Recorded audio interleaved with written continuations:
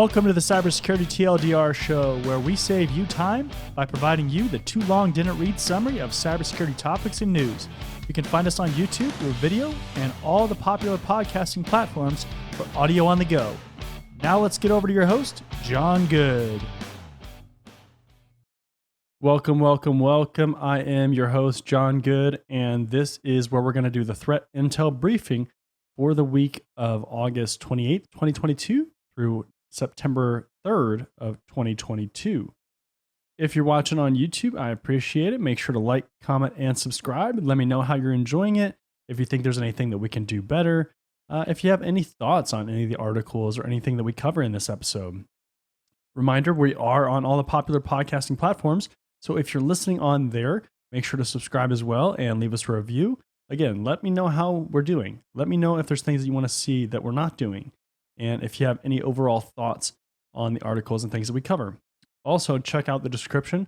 There is going to be a link to all of the show notes, so all the articles that we cover. And if you want to read a little bit more, because obviously we don't get to deep dive on a lot of the technical stuff on the nitty gritty kind of details, but the articles will be in there as well for you. So without any further delay, let's go ahead and jump into the articles for this week. So the very first one, I'm sure you probably heard about this if you've been following the news in cybersecurity, but hackers breached LastPass developer system to steal source code. So password management service LastPass confirmed a security incident that resulted in the theft of certain source code and technical information. If you're not familiar with what LastPass is, it's basically a password manager. So you can go in there, you have one password to unlock basically a vault, and that vault has all of your passwords. So you can make them super secure.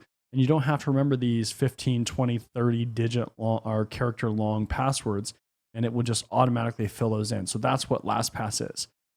Now, the security breach is said to have occurred 2 weeks ago, targeting its development environment. No customer data or encrypted passwords were accessed, although the company provided no further details regarding the hack and what source code was stolen. There's a quote, an unauthorized party gained access to portions of the LastPass development environment through a single compromised developer account and took portions of source code and some proprietary LastPass technical information, LastPass CEO Karim Toba said. Amidst ongoing investigations into the incident, the company said it has engaged the services of a leading cybersecurity and forensics firm and that it implemented additional countermeasures. So kind of looking at this, from a top scale, kind of a top-down view, a high-level view, anytime there's an incident and it's very serious, it involves, customer data and things like that, it is wise to bring in an external third party to kind of do an evaluation, right? You want to know what really happened. I mean, obviously internally, you want to be able to do forensics and things like that. But, bringing in that external party is just a very unbiased kind of view of what happened. And they can kind of dig into things and really see, what happened, what was accessed, kind of the path that was taken and all that kind of stuff, and help you, ultimately improve your security. So that's, very standard. If it involves something that is illegal or, some kind of illegal act that breaks a law or something like that, then you would obviously engage like the FBI or, whatever country you're in, law enforcement, and they could help as well and kind of secure a lot of that evidence. But, with LastPass, the idea really is that, a lot of this stuff is encrypted, right? Like your passwords are encrypted. And that's kind of where, where my head went, right? Because with encryption, the idea is that the algorithms and the math and stuff behind it, in a lot of cases, it is, it's open, right? Like you can view that information. And that's what makes it so secure, because if I can see, your algorithms or how things are kind of encrypted, and I can't break it, that's a very secure encryption algorithm. And that's really what, that makes me think of. Password managers, are inherently good because passwords are a weak security control. They're a weak authentication mechanism. I don't care who you are. A password is a weak authentication measure, especially if it's just by itself. We've known that, right? Like there has been so much research and so much exposure on that idea. And, that's why we started doing things like multi-factor authentication and putting those into our different login and authentication mechanisms, because you need something. If you're going to use a password, you have to have something else. You just can't use you can't just use a password, because it's so easy to crack passwords these days. And especially looking ahead, at something like quantum computing, that idea is supposed to significantly reduce the time that it takes to crack passwords and solve this stuff. That's been one of the benefits traditionally, is that a longer password, it's very hard to crack. Like, it takes a long time. That's the idea of having a complex password and a longer password. And quantum computing is, obviously decreasing that idea. So any kind of password manager is generally good, but the idea is that the encryption has to be really strong that they're using. LastPass is one of the major brands as far as password managers, especially on the consumer side. And I don't see anything too crazy with this. Obviously, a developer account, that's that's something you want to take a deeper look at for sure. But ideally, hopefully LastPass is very secure, and everything else is kind of just taken care of. The encryption isn't weak. And, then that becomes really more of a company issue of kind of losing some of that proprietary information. So I think we'll see, probably more fallout from this, just as far as, or more information about this, and just kind of how this is going to evolve, what they're doing to change things if they are. And, it's an ongoing thing. We'll find out more, but this is just a big deal because it does impact a lot of people, again, because they are a major provider for password managers. So we'll watch this. Next article goes along with kind of what I was saying about quantum computing. CISA prepares for quantum computers, not when hackers use them. Although quantum computing is not commercially available, CISA, the Cybersecurity and Infrastructure Security Agency, urges organizations to prepare for the dawn of this new age, which is expected to bring groundbreaking changes in cryptography and how we protect our secrets. The agency published a paper earlier this week calling for leaders to start preparing for the migration to stronger secret guarding systems, exploring risk mitigation methods, and participating in developing new standards. So this is kind of what I was saying, right? With cryptography and passwords and all this kind of stuff, typically longer, more secure algorithms, all that stuff matters, right? The idea is to make it so difficult and take so much time to decrypt some of this information that it's just not feasible or useful by the time you're actually able to do that. That's the idea, right? That in itself is a very secure encryption algorithm and encryption setup, right? And cryptography setup. And so again, quantum computing, the idea is that there is so much power, there is immense computing power that you can, so quickly decrypt that cryptography or that encryption. So it dramatically decreases that time. Obviously that's a serious issue, especially because there's still so many companies and applications and things like that that are using passwords to actually secure authentication. And, obviously a lot of them are slow to even adopt multi-factor authentication or some kind of, not necessarily like a PIN or a token or something like that, but just some other factor. So biometrics or whatever the case is. But, it'll be interesting to see how fast quantum computing comes along and becomes mainstream versus how long it takes us to kind of prepare and get ready to protect and defend against that kind of capability. Obviously nation states and things like that, they're going to have access to this before, they probably already do have access to this, right? But, it only takes so much time for this stuff to become mainstream, right? I mean, look at computers and how fast those have come along as far as their processing power and their capability.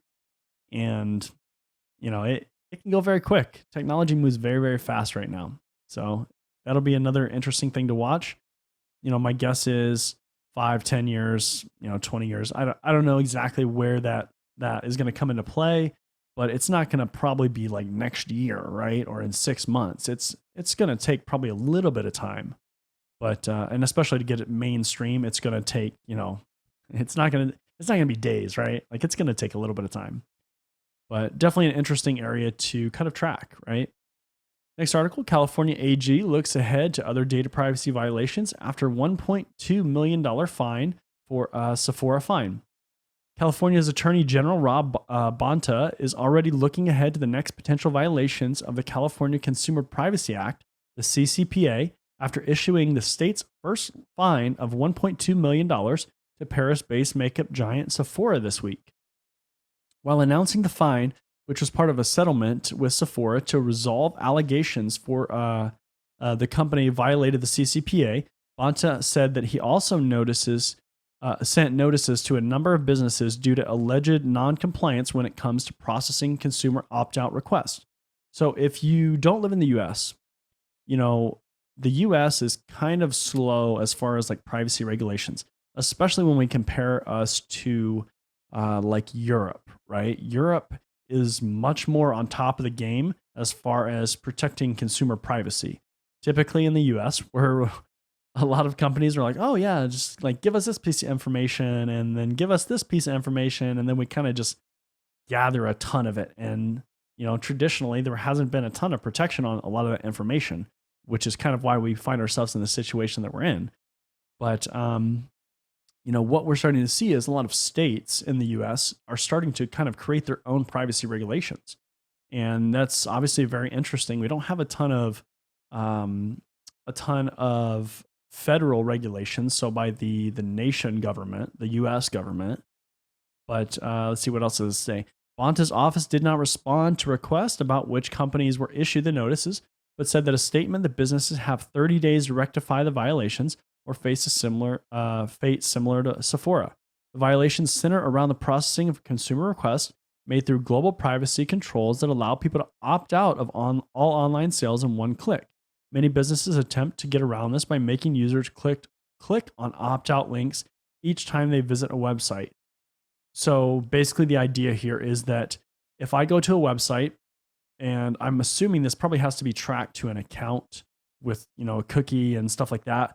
But the idea is that I go to a website like Sephora, I create an account, I'm supposed to be able to click some kind of opt-out option, right?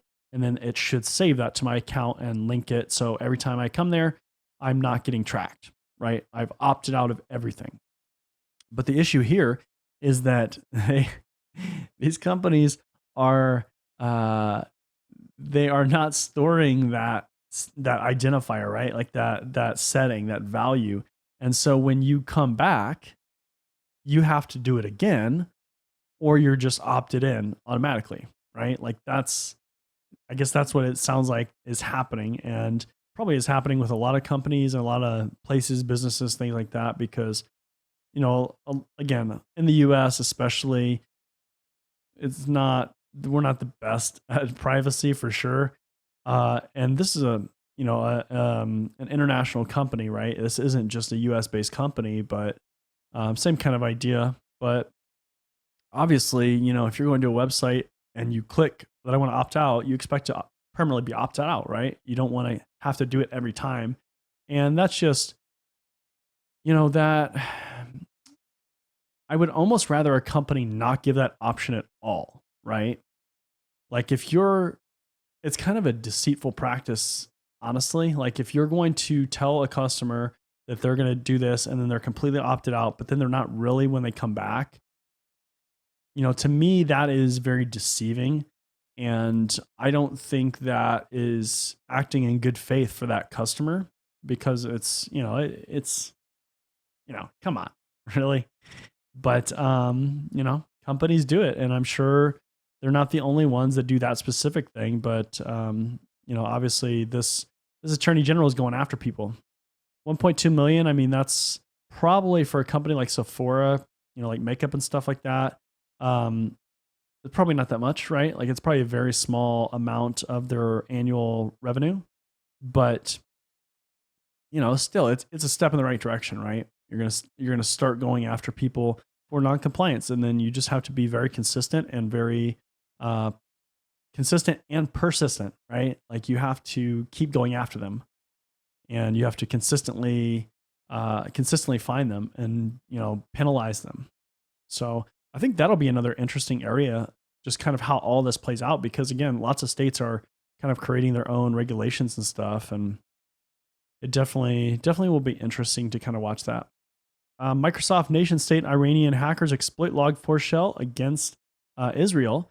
Iranian hacker group Muddy Water, allegedly linked to the country's state intelligence service, continues to exploit the Log4j vulnerability to gain access to corporate networks in Israel amid an ongoing proxy war between the two countries, according to new research.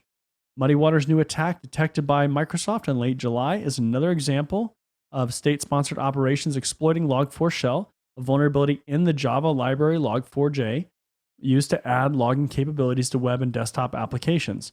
Early in December, Microsoft discovered that nation-state groups from China, Iran, North Korea, and Turkey were abusing Log4Shell to gain access to targeted networks. Muddy Water, for instance, used flaws in Log4j to exploit vulnerabilities in VMware apps, which were eventually patched. Main reason why I want to bring this up is because remember when Log4Shell, when that came out, when it was originally launched, we talked about it on this channel a decent amount because it started to pop up more and more. But we covered this when it first came out and was first released. And it seemed like the world was going to crash, right? And that everything was going to come down and all these companies were going to get impacted because, it has to do with, I believe it was directly with Apache. And, nothing really happened, right? It kind of lay dormant, but it was something that you had to address. And now we're starting to see this pop up, right? We're starting to see attackers actually go for it. So the reason why I wanted to bring this up is because that's what happens a lot of times, right? Attackers find out things that are an issue or that they're a vulnerability, and they lay dormant for a while. They wait until there is really mass impact and people are kind of sleeping on it, right? Like they're just not paying attention to it, and then they really start going after it. So that's one thing that you have to be aware of as you find vulnerabilities in your organizations, in your networks, in your systems and applications and things like that, is that you have to, you can't just start avoiding some of these vulnerabilities and just ignoring them, right? Because even if they aren't, if they don't really kind of turn out to be very serious, especially in the immediate time frame, then they could 6 months, a year out, something like that. If you never fix them or address them, they could definitely come back to haunt you. And especially again, this one affects a lot of organizations, a lot of applications and things like that. But it's just now kind of starting to pop up a little bit more than it was, or at least be in the news more, right? So definitely something that, is important to watch. Next article, NATO investigates dark web leak of data stolen from missile vendor. NATO is investigating the leak of data reportedly stolen from a European missile systems firm, which hackers have put up for sale on the dark web, according to a published report. The leaked data includes blueprints of weapons used by Ukraine in its current war with Russia. Integrated Defense Company, MBDA Missile Systems, headquartered in France, has acknowledged that the data from its systems is a part of a cache being sold by threat actors on hacker forums after what appears to be a ransomware attack. Contradicting the cyber attackers' claims in their ads, nothing up for grabs is classified information, MBDA said. It added that the data was acquired from a compromised external hard drive, not the company's internal networks. So this is another thing that we covered before when it happened. Basically, there was data on a hard drive that got stolen, got compromised, and there was data on it, right? So important data. And anytime it's dealing with like weapons or military kinds of things, I mean, this is missiles, obviously, but guns, vehicles like tanks and stuff like that, satellites, like all this stuff is very, very closely watched. So, something like this, if you're a company and you lose some of that critical information, or somebody is able to steal or exfiltrate some of that information, obviously you're going to be closely watched and scrutinized and under all kinds of, audits and things like that, trying to figure out what happened and why, and you might lose contracts over it, right? Because that's a serious issue. And especially with like NATO, their job is to kind of help keep the peace, right? Like that's the idea. It's a bunch of countries that got together and they're trying to keep the peace and kind of just make sure that nothing goes crazy in the world, at a high level. That's what they're doing. And so, they're doing some investigations about this, and it could be a really unfortunate end for this company, or at least an unfortunate result. In some way they could be hurt by this. So, it's always interesting seeing big companies like that get compromised or get hacked. And again, when it's dealing with weapons and things like that, it's a very serious thing. Very serious thing. White House to give aviation executives classified cyber threat briefing, latest in series of industry meetings. The White House has been conducting classified cybersecurity briefings with executives from critical infrastructure sectors as part of an ongoing effort to compel industry leaders to invest more in their digital defenses. The next meeting scheduled for September will be with executives from across the aviation industry. Senior White House cybersecurity official told CyberScoop, Biden administration's efforts to increase industry support for upgrades to critical infrastructure formally launched last summer when the president signed a national security memorandum. And then since then, senior White House officials have been quietly meeting with executives and leaders of trade groups as it works to shape forthcoming cybersecurity regulations for critical infrastructure operators. So, in any country, you have critical infrastructure, you have things like power plants, and for the U.S. and other countries too, air travel and aviation, those are critical infrastructure kind of things because they accomplish a lot of stuff, right? Like look at a company like UPS or FedEx or something like that ships a ton of stuff for everybody, right? And all these companies and gets things, everywhere, right? It gets them spread out to where they need to go. But governments are really they watch those industries very, very closely because they can have a huge impact, right? We saw with kind of with the things that have happened over the last couple of years, obviously air travel was extremely there was a lot less air travel, and there was a real concern that airlines and things like that would go out of business because they weren't getting the business that they had before, right? And it's a lot of them run kind of on debt almost because planes are expensive, the routes are expensive, and there's all kinds of financial issues that we've seen with those kind of industries. But those industries, critical infrastructure, they're just watched very closely, and again because they can cause a lot of damage if something goes wrong, right? So specifically with like aviation, since there's been incidents of like plane hijackings and things like that are really bad, or a lot of people go on planes, and obviously it's very catastrophic when something really bad happens. Nobody wants to see anything bad happen. So if there is something that like the government knows about, and especially because we're in the US here, right? So if like the White House knows something could potentially happen, or that there are new threats that they have to be aware of, they're going to make sure that they know about them because it's in their best interest and everybody's best interest to make sure that they know what's going on. And obviously they're going to brief, senior leaders, executive leaders. They're not going to tell the end manufacturer technician or whatever, this high level thing is going to happen, right? Like it's going to be kind of left up to the leadership. But it's a good thing to have those kind of relationships between the governments and industries because you want to be able to share that information. You want to be able to set people up for success and especially not get people harmed, right? Like when it comes to human life, that's a serious issue. You can't just allow some of this stuff to happen, right? Like you have to take action. You have to prepare some of these people for information that they might not have otherwise, so that they can effectively do their job, do their business mission, and protect people, keep people safe.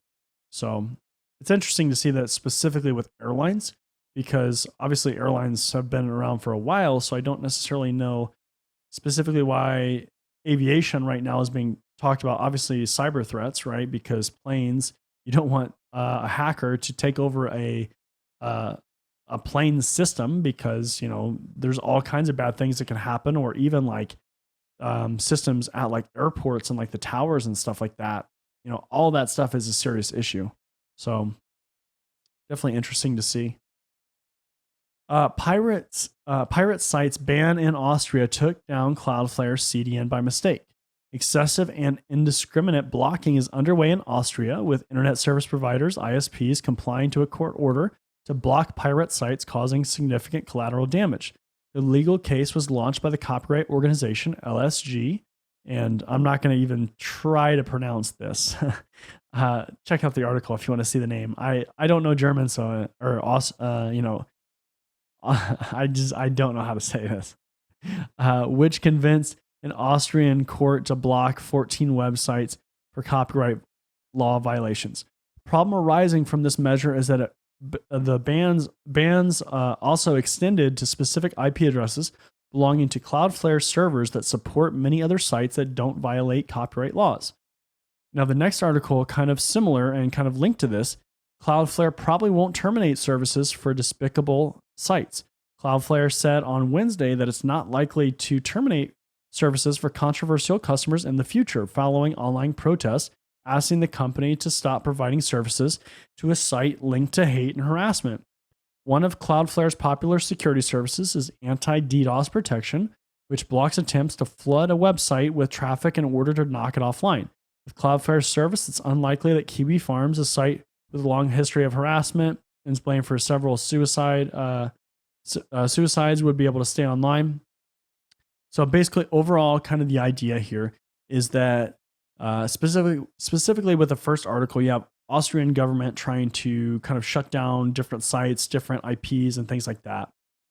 And then, you have Cloudflare, who, they try to prevent DDoS and kind of traffic floods to websites. I mean, that's the general idea, right? They don't want, you kind of put up this wall so they prevent massive amounts of traffic going to some of these sites.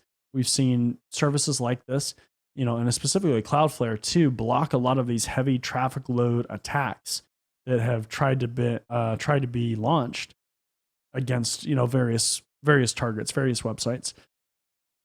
And, I think what they're trying to do really is they're trying to not interject themselves into this, kind of arena, right?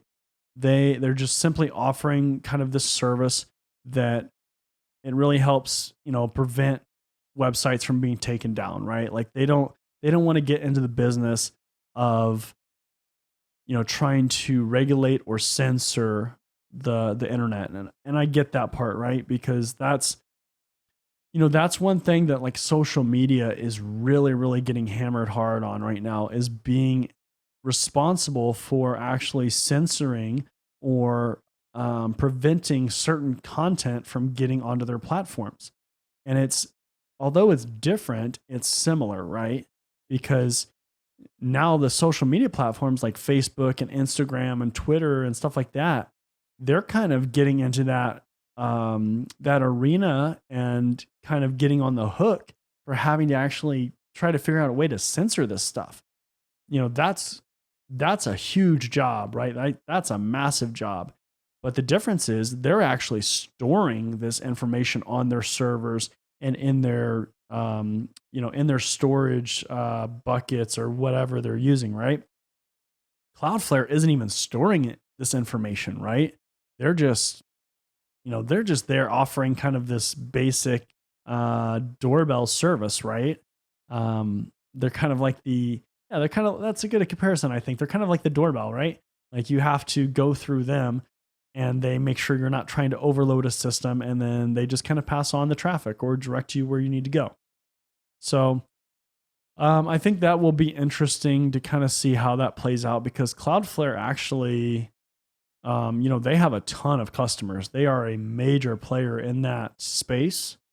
And usually the major players kind of set the tone, right? Like those are the big guys are the ones that can fight back, and they can be like, get out of here. Like we're not going to comply with you. We're not going to listen to you, and, come after us. We'll get our lawyers in the room. You get your lawyers, and, we'll go at it.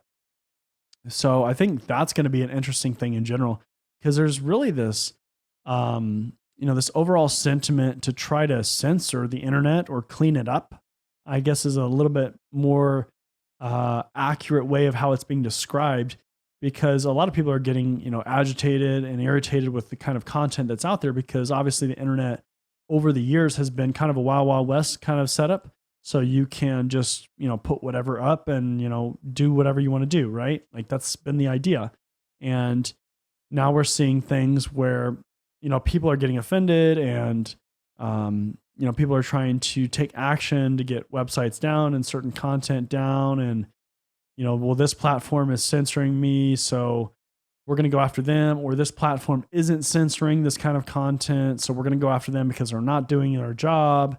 And man, it's a slippery, slippery slope. And I would not want to be in that game where you're trying to, you're just a social media platform. Like that seems like a huge challenge to try to be involved with some of this stuff. So that sounds like a huge challenge to me. So good on them if they can figure it out. But I don't want to be in that game. That sounds very, very challenging. So Google's open source bug bounty aims to clamp down on supply chain attacks. Google has introduced a new vulnerability rewards program to pay researchers who find security flaws in open source software or in the building blocks that the software is built on. So that's a key that I want you to focus on. It'll pay anywhere from $101 to $31,337 for information about bugs in projects like Angular, Golang, and Fuchsia, or for vulnerabilities in the third-party dependencies that are included in these projects' codebase.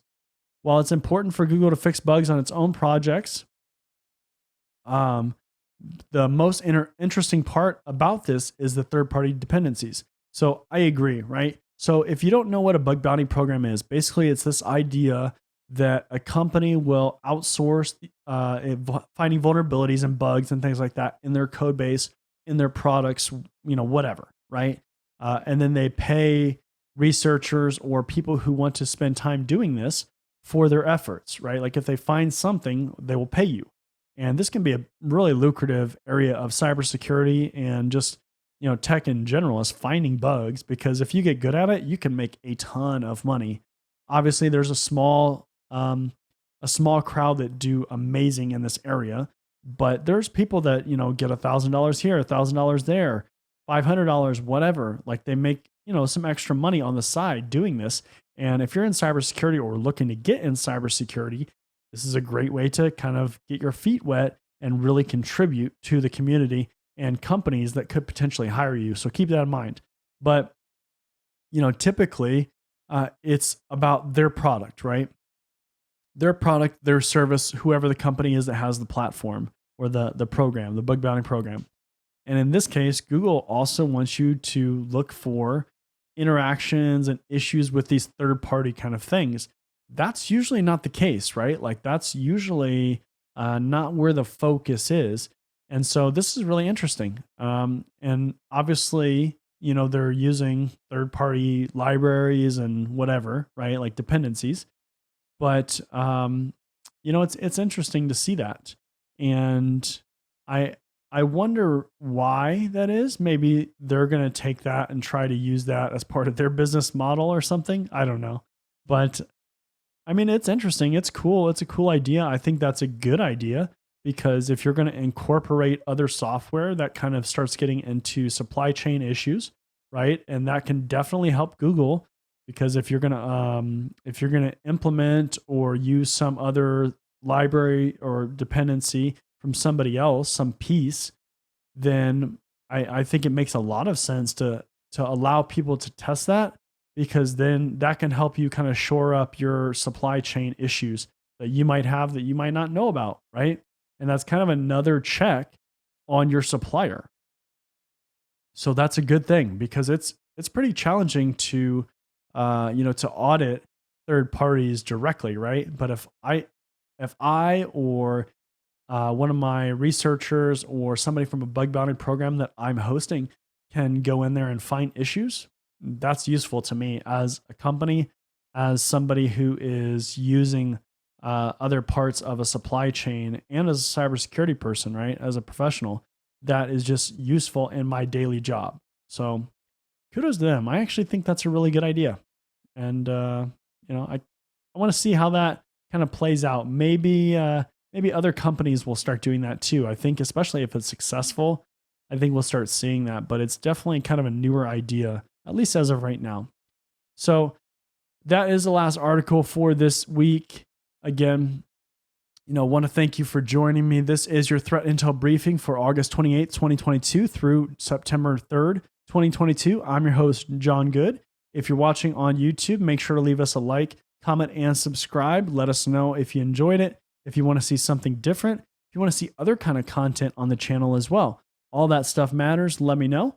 If you're listening on podcasting platforms, make sure to subscribe and leave me a review as well. And then also check out the description of either the video on YouTube or if you're on podcasting platforms, because I will leave a link to the show notes so you can look at these articles. Plus, I'll have some other articles too that we didn't have time to cover, but that way you can get your full enjoyment, full threat intel briefing if you want to dive a little bit more into this stuff and you just don't want the top level kind of analysis of a lot of the stuff. But with that being said, I want to thank you for joining me. And if you're in the US, I hope you have a great holiday weekend, and I will see you next time.